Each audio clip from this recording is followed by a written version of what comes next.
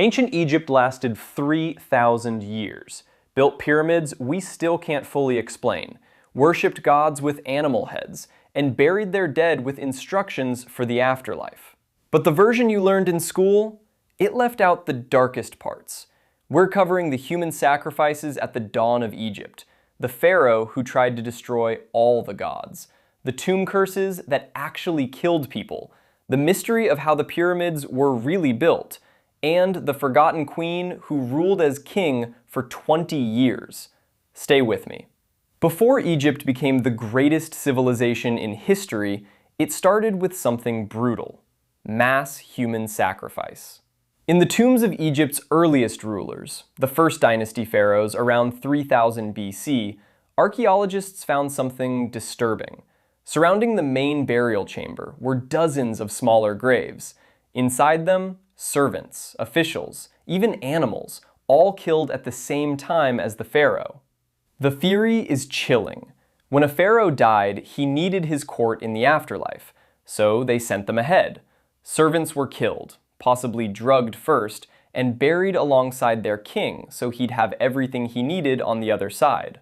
This practice appeared suddenly, peaked, and then disappeared just as quickly. By the Middle Kingdom, Egypt had switched to shabti figures, small carved statues meant to serve the pharaoh in the afterlife instead of actual people. Egypt's golden age was built on a foundation of blood. The civilization that gave us art, medicine, and architecture began with mass graves. Imagine waking up one day, and your government announces there is now only one God, and anyone who says otherwise is an enemy of the state. That's exactly what happened in Egypt around 1353 BC, when Pharaoh Akhenaten took the throne. He declared that only one god was real, the Aten, represented by the sun disk. Every other god was abolished. The temples were closed. The priests were stripped of power. The word gods was chiseled off monuments across Egypt. He built an entirely new capital city, Amarna, from scratch in the desert, dedicated entirely to the Aten. He moved the entire royal court there and essentially erased 1,500 years of Egyptian religion overnight. When he died, the backlash was immediate. His successors, including the famous Tutankhamun, restored the old gods. Akhenaten's name was chiseled off every monument. His city was abandoned. Egypt tried to pretend he never existed. Akhenaten didn't just change religion. He attempted the world's first known monotheistic revolution, and it nearly tore Egypt apart. Some historians believe his ideas later influenced the development of Judaism, Christianity, and Islam. The Great Pyramid of Giza contains 2.3 million stone blocks, some weighing 80 tons, and we still don't fully know how they got there. For centuries, people assumed slaves built the pyramids. The Bible says so, Hollywood says so, but archaeology says otherwise. In the 1990s, excavations near Giza uncovered the workers' village, a proper settlement with bakeries, breweries, medical facilities, and cemeteries. The workers were paid in beer and bread. They got sick leave. They were not slaves. But that still doesn't answer the how. The blocks had to travel from quarries hundreds of miles away. They had to be lifted to heights of 481 feet with zero modern machinery. Experiments have shown that wetting the sand in front of wooden sleds reduces friction dramatically.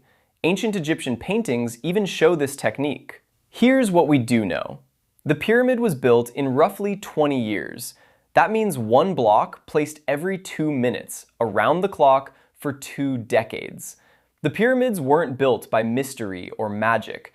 They were built by one of the most organized workforces in human history. That's somehow more impressive. When Howard Carter opened Tutankhamun's tomb in 1922, a warning was reportedly found at the entrance. "Death shall come on swift wings to him who disturbs the peace of the king." Within months, Lord Carnarvon, the man who funded the excavation, was dead. A mosquito bite became infected. He developed a fever. He died in Cairo. His dog reportedly howled and dropped dead at the same moment back in England. Over the next decade, a dozen people connected to the tomb's opening died under unusual circumstances. The press went wild. The curse of the pharaohs was born. Scientists have since proposed a real explanation: toxic mold. Ancient tombs sealed for thousands of years can harbor dangerous fungal spores that cause severe respiratory illness when disturbed. Lord Carnarvon already had weak lungs from a car accident years earlier. The curse was real, just not supernatural. A 3,000-year-old tomb is a perfect incubator for biological hazards. Egypt's priests may have understood this and used the idea of a curse to keep looters out. For 20 years, one of Egypt's greatest pharaohs ruled from the most powerful throne in the ancient world. And she was a woman. And when she died, someone tried to erase her from history entirely. Hatshepsut was the wife of Pharaoh Thutmose II. When he died, his son was too young to rule. Hatshepsut stepped in as regent. Then she declared herself pharaoh. She wore the double crown. She wore the false beard. And she was brilliant. Under her reign, Egypt flourished. She launched major trade expeditions, built magnificent temples, and oversaw a period of extraordinary prosperity. After her death, Thutmose III systematically destroyed her image. Her statues were smashed. Her name was chiseled off walls. For 3,000 years, she was lost to history. Hatshepsut was erased not because she failed, but because she succeeded.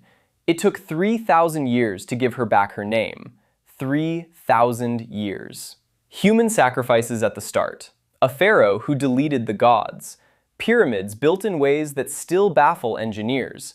A curse with a scientific explanation. And a queen so powerful they tried to unmake her from history. Ancient Egypt wasn't just ancient. It was complicated, brutal, brilliant, and deeply human. If you want more stories like this, click the card above for our breakdown of World War II's turning points, animated in Lego. See you there.